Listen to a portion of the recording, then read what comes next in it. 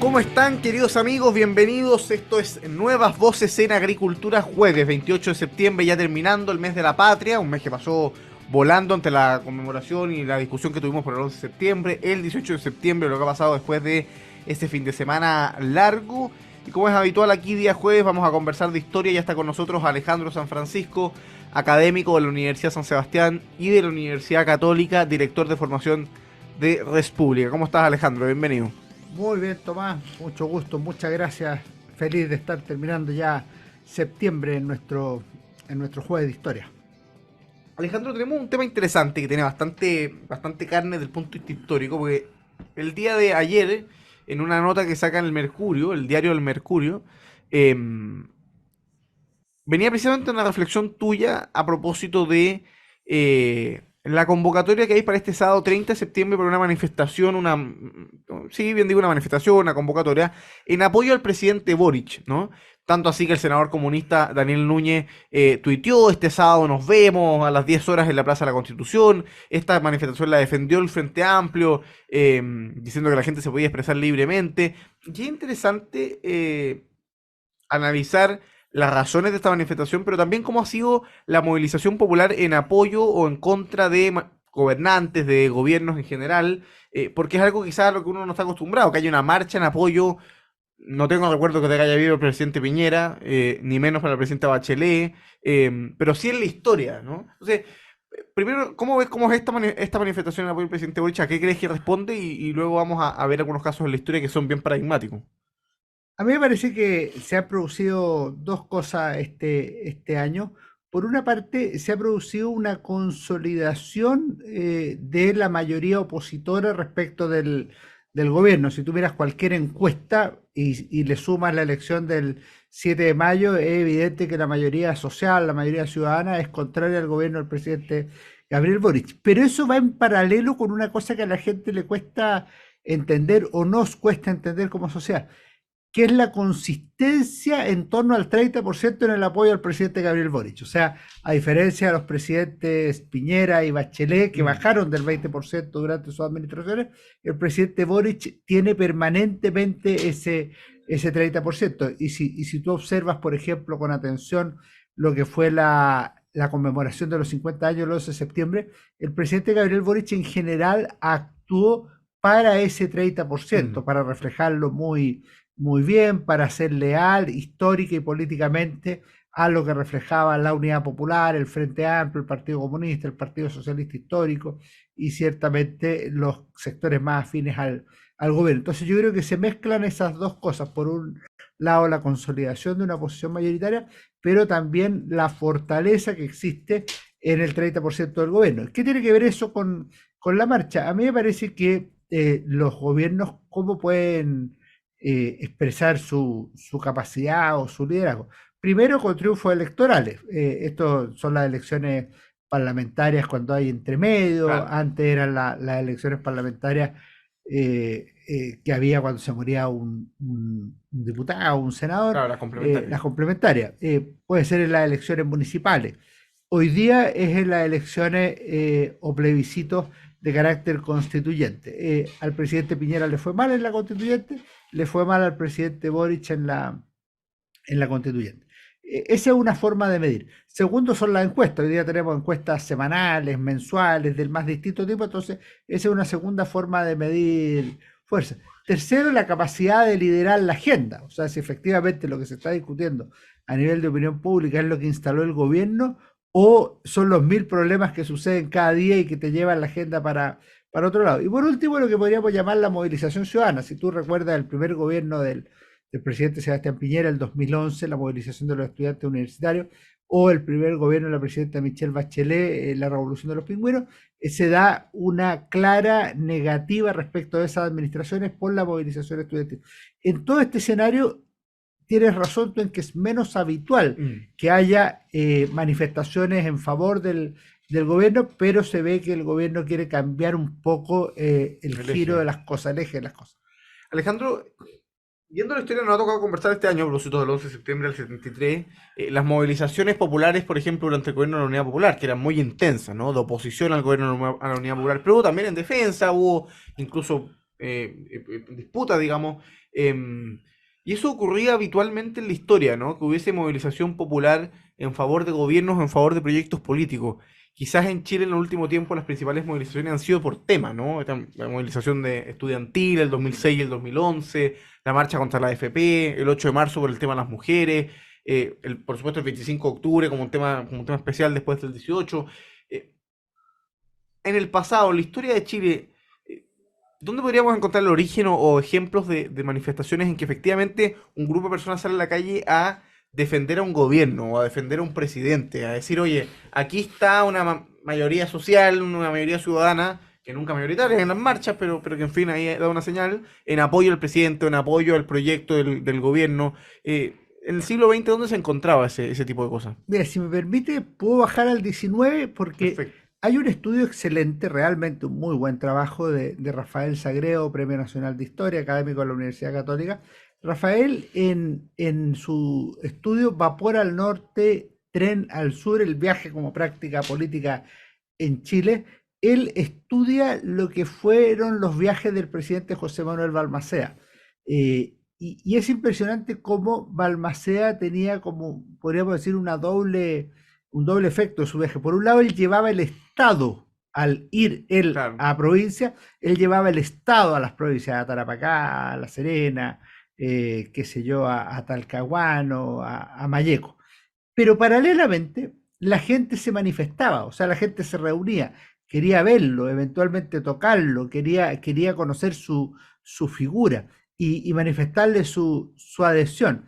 Ojo, que esa adhesión se va enfrentando o va cambiando, disminuyendo en el último año, en 1890, en el preludio de la Guerra Civil del 91. Pero yo te diría que ahí tenemos claramente un presidente que apela al pueblo. Esto es lo que se llamaría un protopopulismo, que es una característica de literalmente vincularse al pueblo para hacer política. La política del siglo XIX es más elitista, es más de Mm. salones, más parlamentaria, no es popular. El segundo, después se produce un vacío El ahí vacío. durante el parlamentarismo hasta Arturo Alessandri Palma. Arturo Alessandri Palma era una persona que apelaba al pueblo. Y ojo, no solo como candidato, cuando se producen las grandes tensiones con el Congreso, a fines de 1823, comienzo del 1824, él hacía grandes concentraciones ahí frente a la moneda, y criticaba al Congreso Nacional, explicaba la necesidad que había de acometer ciertas reformas, y otro tipo de cosas. A mí me parece que Alessandri tiene esa característica muy, muy marcada. Y de hecho se nota cuando él volvió a Chile después de su breve exilio, del 24 al 25, volvió en marzo del 25, y la verdad es que fue una apoteosis su llegada a Chile. A mí me parece que esos son antecedentes muy significativos, muy ilustrativos de dos figuras que claramente están Claro. muy sobre el promedio en la historia nacional, como son José Manuel Balmaceda y Arturo Alessandri Palma. Alejandro, antes de entrar a la segunda mitad del siglo XX, donde también hay ejemplos de esto que puede ser interesante, eh, las manifestaciones o esto que está pasando, que se está convocando para el sábado 30 de septiembre, en que mu- sectores de izquierda han convocado a una manifestación de apoyo al presidente Boric, permite analizar también las figuras presidenciales. Porque no todas las figuras presidenciales generan entusiasmo en la ciudadanía o generan un nivel de fidelidad tal que les permita salir a la calle. El presidente Piñera, por poner un ejemplo, no lograba eso, ¿no? Nunca un grupo de personas se organizó en respuesta a las manifestaciones del 18 de octubre en defensa de que el gobierno elegido democráticamente siguiera en sus funciones. Claro, un par habrá tuiteado, no le habrá gustado el Partido Comunista, pero nadie estaba dispuesto a inmolarse ni por la figura del presidente Piñera ni por el proyecto de gobierno del presidente Piñera. Y quizá antes pasaba lo mismo con Bachelet o con el presidente Frey. Hay figuras presidenciales que generan ese nivel de adhesión. A propósito del 30% del presidente Boric, que no baja, o la cantidad de gente que seguía al presidente Allende por el proyecto revolucionario, en fin. ¿Cómo analizas desde esa perspectiva las figuras presidenciales? Porque no son todas iguales en términos de carisma, en términos de conexión con un grupo ciudadano que lo apoya, en términos de ser capaz de sostener en el tiempo una base social relevante que apoye el Sí. proyecto del gobierno. Tienes razón, efectivamente cuando uno mira a los presidentes, hay algunos que son más populares y otros son más opacos, y también tienen momentos en que están en la cúspide de su fama y otros en que comienza a decaer la figura de un determinado presidente. Eso es Mm. parte de la vida política, o sea, es un ascenso, cúspide, decadencia y ocaso, eso ocurre. Si tú miras hasta 1970, para no entrar en los últimos 50 años, a mí me parece que Arturo Alessandri Palma es una figura que sale de la normalidad y claramente tiene un apoyo que es muy superior a lo de los presidentes anteriores e incluso posteriores. Ojo, Carlos Ibáñez del Campo, que se le tilda habitualmente de dictador Dictador, y sí. todo eso, tenía un gran apoyo popular, tanto así que cuando él salió del gobierno, mal, en 1931, por la crisis económica Económica. internacional, y se va en julio de la moneda, y parece que ha llegado Su fin, su digamos. carrera política al final, la verdad es que vuelve primero como senador en 1949 por Santiago, lo cual ya es un gran éxito, y 3 años después fue elegido presidente de la República sin mayoría absoluta, pero de los cuatro que tuvieron mayoría relativa fue la más alta mayoría relativa, con un 46%, lo cual refleja un poco lo que es la figura de Carlos Ibáñez del Campo. Pedro Aguirre Cerda era visto como alguien popular, identificable con la gente, y eso se nota especialmente en su muerte prematura durante Mm. el ejercicio del gobierno y en su funeral público. Piensa tú que Jorge Alessandri no tenía para nada las características de Arturo Alessandri, era más fome, por decirlo de alguna manera, no tenía la oratoria fascinante, el León de Tarapacá, ni mucho menos, pero lograba tener apoyo del alessandrismo. El alessandrismo fue una corriente política relevante, y de hecho cuando deja la moneda una vez al año lo van a visitar ahí grupos importantes, al departamento de calle Phillips, Claro. abajo, para pedirle que por favor vuelva al gobierno. Y el que sí tiene un liderazgo importante y masivo, y de grandes concentraciones populares, es Eduardo Frei Montalva. Eduardo Frei Montalva fue una persona que no solo tenía popularidad él, sino que fue capaz de arrastrar a la democracia cristiana con su popularidad hasta transformarla, antes de llegar a la moneda, en la principal fuerza política del país en 1963, en elecciones de carácter municipal. Pero ya en el año 61 la democracia cristiana había pasado al Partido Conservador como fuerza Política, claro. política. Y para terminar, si tú recuerdas, por ejemplo, lo que fue la campaña de Frei Montalva, tuvo un gran hito que refleja todo lo que hemos estado conversando, que fue la Marcha de la Patria Joven, Claro. un hito como marcha, pero además como concentración del discurso de la El Patria discurso Joven, político, sí. en el estadio, perdón, en el Parque Cousiño, Parque O'Higgins, que fue realmente impresionante para todos los estándares y para todos los tiempos, no solo para ese momento histórico. Alejandro, hagamos la primera pausa comercial en este jueves de historia. Estamos conversando a propósito de que este 30 de septiembre, sectores de izquierda o cercanos al gobierno han convocado una manifestación este sábado 30 de septiembre en apoyo al presidente Boric, en apoyo al gobierno, que ha sido defendida y convocada por sectores del Partido Comunista, por parlamentarios del Frente Amplio, en fin, y que permite precisamente reflexionar o conversar sobre cómo ha sido el apoyo, el respaldo, la movilización ciudadana en favor o en contra de gobiernos en la historia de Chile, y por supuesto también analizar las distintas figuras presidenciales y por supuesto lo que viene para adelante para el gobierno del presidente Boric. Vamos a hacer la primera pausa comercial en esta conversación de Jueves de Historia y en pocos minutos estamos de vuelta acá en la 92.1 FM. Estamos de vuelta, queridos amigos, con su programa Nuevas Voces en Agricultura en este Jueves de Historia 28 de septiembre, conversando con Alejandro San Francisco, académico de la Universidad San Sebastián y de la Universidad Católica, director de formación del Instituto de República. Conversación que usted, por supuesto, puede seguir en Agricultura TV, el canal de YouTube de Radio Agricultura. Puede seguirnos en nuestras distintas redes sociales.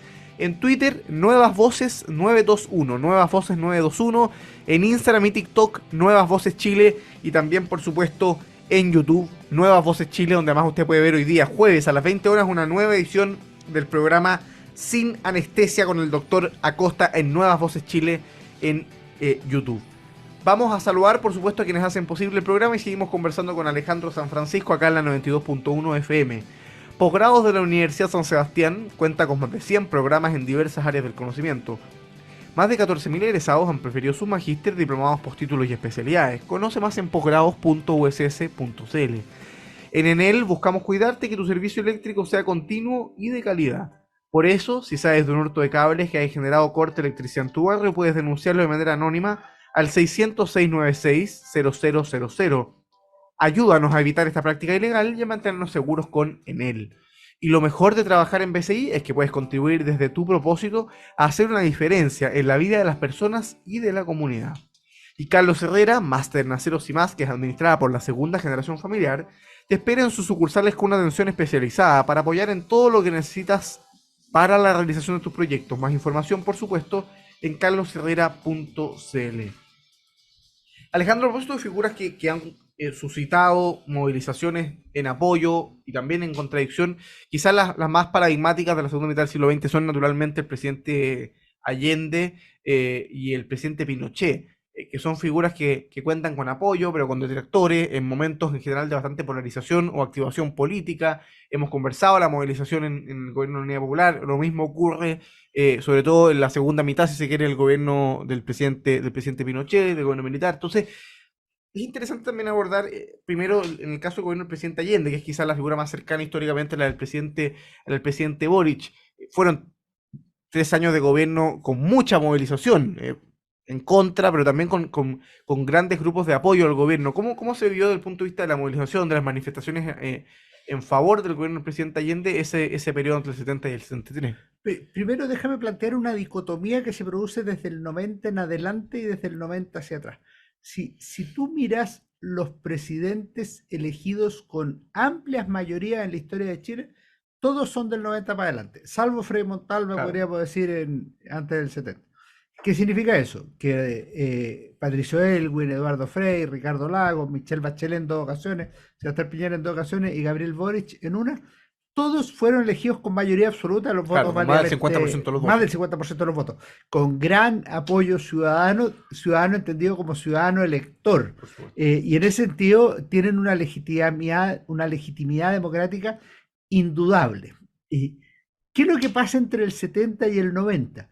Que si tú lo comparas con la movilización popular o social o masiva en favor de los gobiernos, Allende y Pinochet tuvieron más movilizaciones populares que todos los presidentes que te acabo de nombrar. O sea, el presidente Frei, el presidente Piñera o la presidenta Bachelet no tuvieron las inmensas marchas de adhesión que tuvieron en su momento Salvador Allende y Augusto Pinochet. Y esa es una dicotomía que es bien interesante. Ahora, ¿por qué se da esto? A mí me parece que se da por 2 cosas.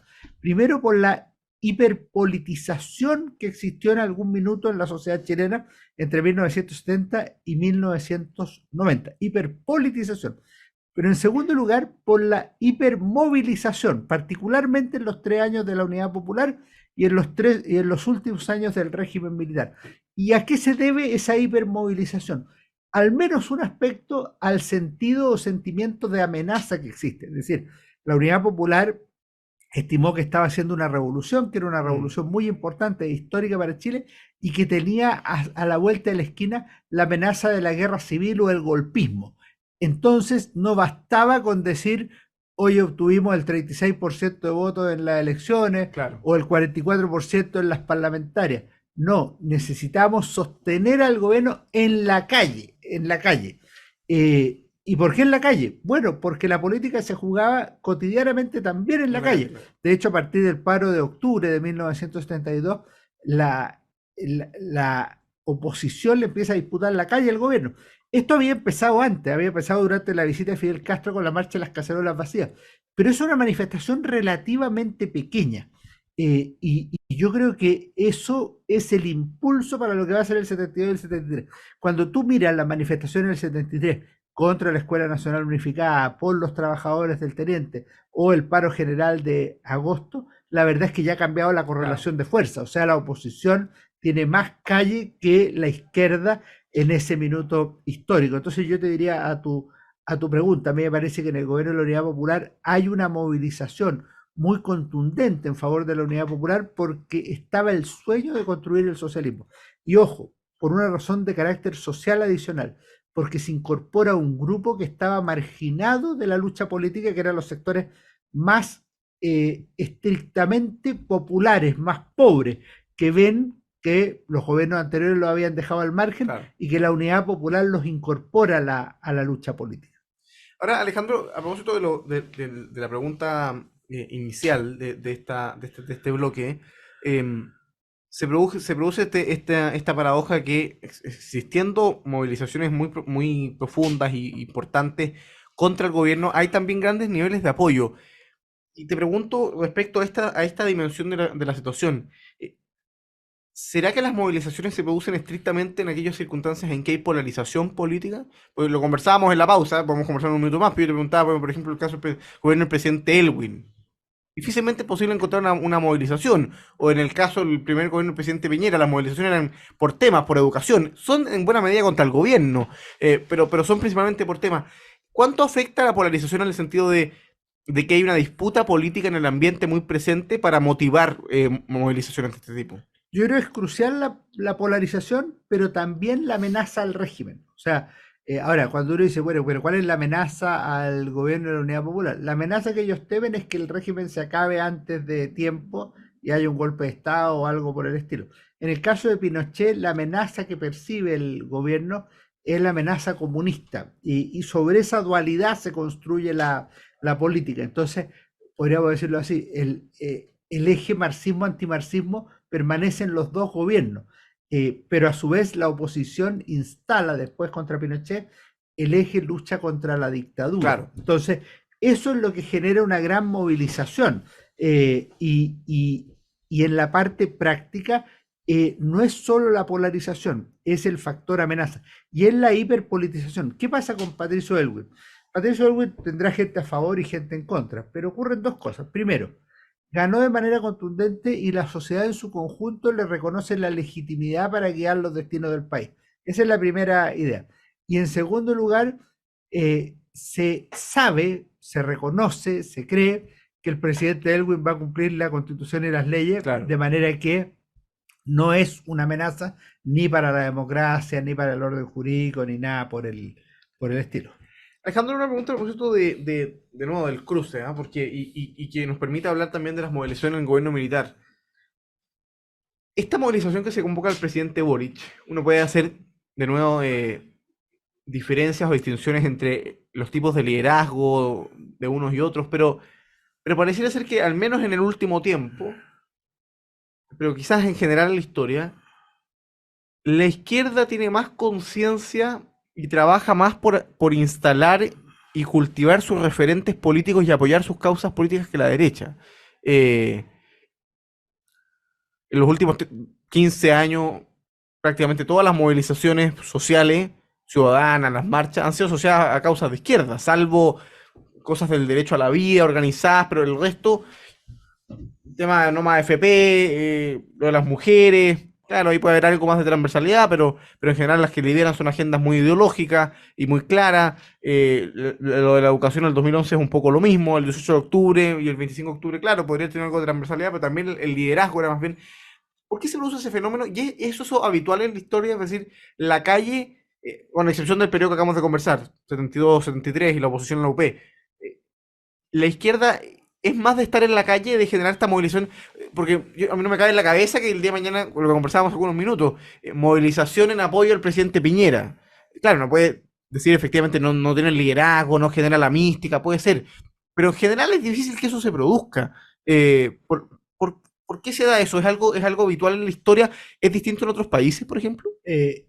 Yo creo que se producen dos o tres cosas. Primero, la cultura de la movilización exige entrenamiento, no es gratis.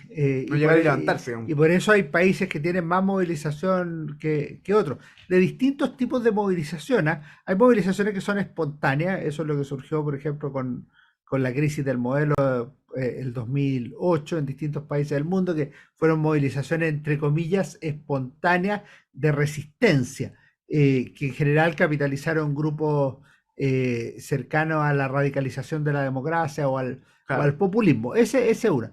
Pero si tú miras los grupos que habitualmente organizan movilizaciones, son grupos que tienen algún nivel de organización política, como el Partido Comunista. No necesariamente en Chile, en cualquier lugar. Pero cuando tú dices, ya, ¿pero quién organiza movilizaciones?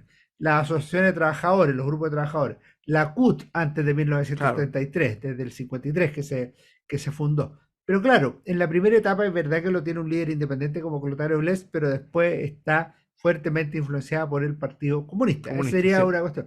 Pero lo mismo pasa en las universidades.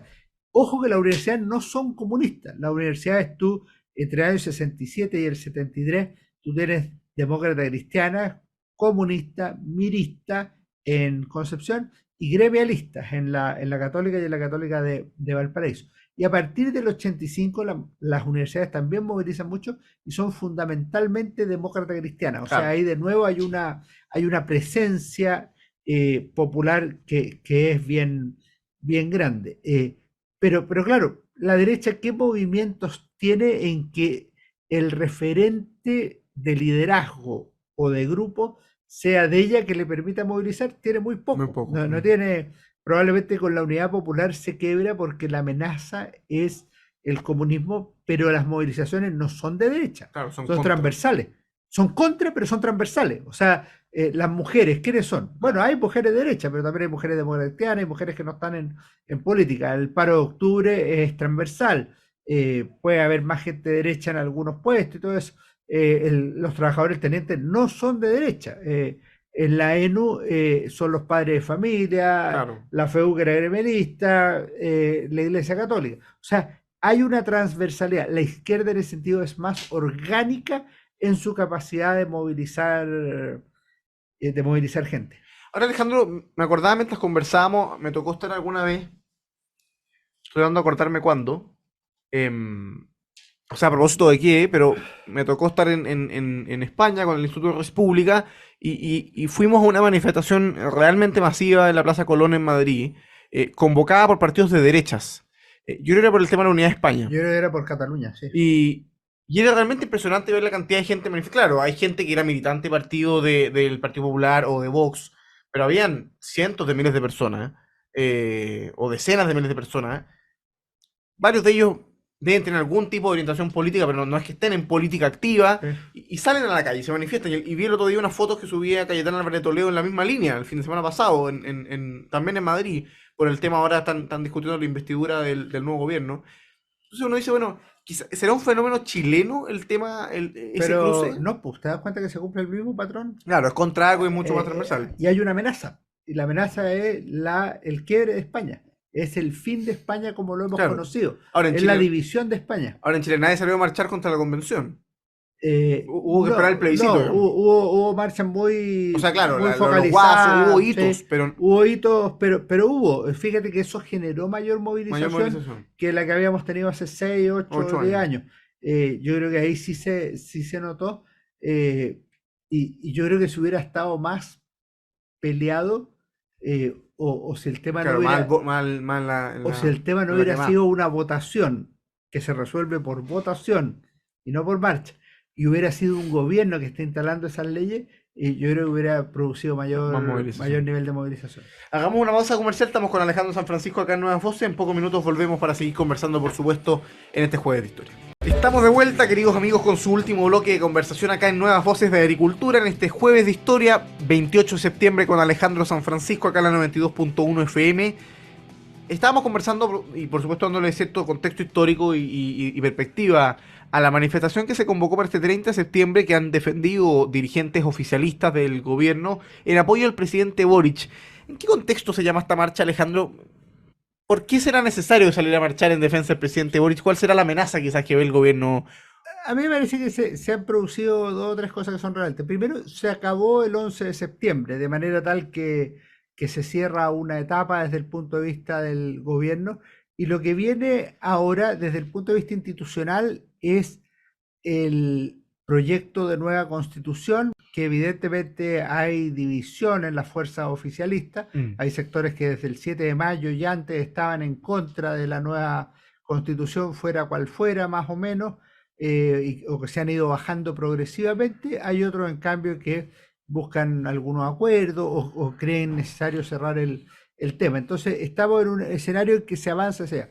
En segundo lugar, en términos de definiciones políticas, es un gobierno que no ha logrado concretar algunas de sus propuestas relevantes, la propuesta de pensiones, la reforma tributaria. Claro. En ambos casos busca subir los impuestos, pero no ha tenido acogida en el Congreso, donde las fuerzas gobiernistas son minoritarias, y en ese sentido se aprecia que viene un 2024 austero, como se empieza ya a decir, decir. a anunciar, claro. Y en tercer lugar, me parece que estamos con una serie de problemas sociales que no han desaparecido, sino que tienden a a consolidarse. La pobreza en el país es mayor que hace algunos años, la vivienda precaria o en campamento, el abandono escolar o los malos resultados en la educación, y otros muestran que hemos perdido competitividad. Además, la creación de empleo está absolutamente detenida, salvo por los empleos estatales que se han creado en los últimos tiempos. Entonces, yo creo que el gobierno está tratando de recuperar fuerza, de reunir a sus huestes, particularmente los que han sido partidarios de esta administración desde el primer día, y ver cómo les va, porque no se juega nada. Fíjate Claro, que hacer esto en septiembre tiene costo cero. Si la marcha es masiva es un éxito, si la marcha es poca gente no da es lo un mismo, sí. fracaso, es una cosa menor. Entonces se puede experimentar en esta fecha. Alejandro, cambiémonos de tema ya entrando a la parte final del programa, como siempre, con nuestras recomendaciones de libro, con nuestra historia en 5 minutos. Traes un libro muy bueno que tuve la suerte de leer hace algunas semanas. Fuimos juntos en la comida en que además se cumplieron ya 40 años de la muerte de esta persona, en una comida muy valiosa que organizó la fundación que lleva su nombre y que hoy día está dirigiendo su hijo, sin ir más lejos. Estamos hablando de Miguel Castrist, una figura que, si bien vivió pocos años, bastante relativamente pocos años, murió a los 34, 35 años de edad, marcó una generación bien importante y hasta el día de hoy sigue siendo una figura tan relevante y existe este libro, además que tú traes de recomendación.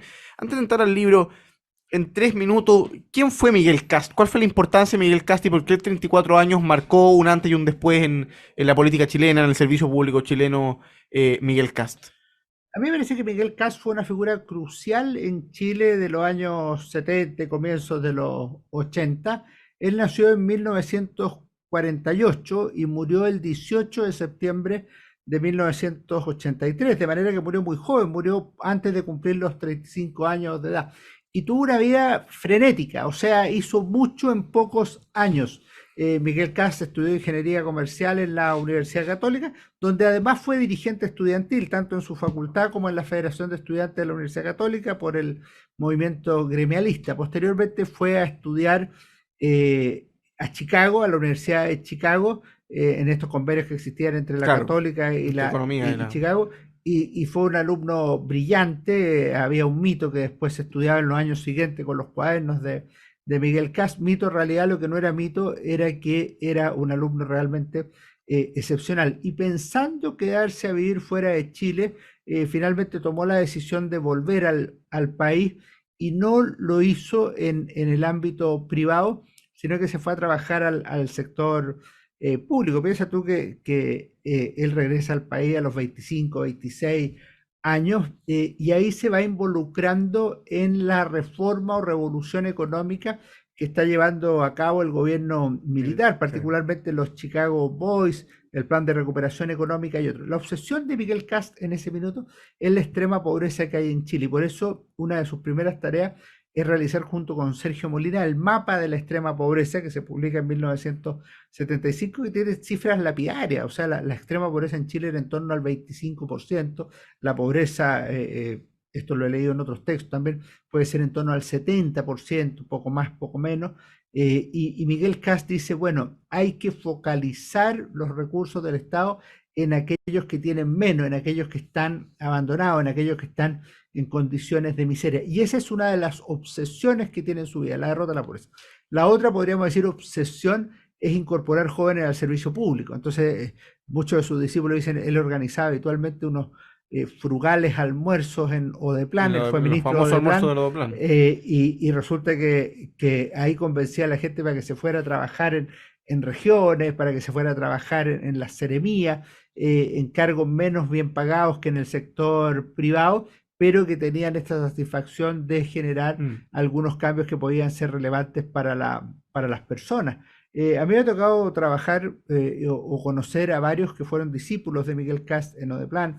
En su minuto conversé largamente con Patricia Mate, por ejemplo, hace muchos años, con personas de la Fundación Miguel Cast, con Miguel Vejide, ciertamente con Joaquín Lavín, que es biógrafo de Miguel Cast, y con otras personas, y realmente valoran esos dos elementos. Por un lado, la derrota de la pobreza, por otro lado, la capacidad de convencer a la gente para dedicarse al servicio público. Luego fue ministro del Trabajo y Previsión Social, y todos destacan esta capacidad que tenía como de tener la última palabra, decir, no, no te puedes ir al sector privado, tienes que involucrarte acá.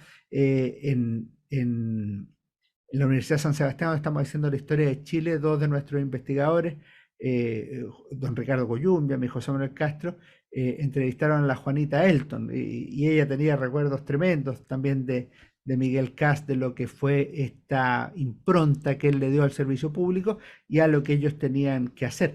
Cuando le detectaron el cáncer, obviamente él tuvo que abandonar las funciones que lo habían comprometido y finalmente murió de una manera que incluso algunos recuerdan como casi alegre, lo iban a ver así con cierta pena y terminaban alegres.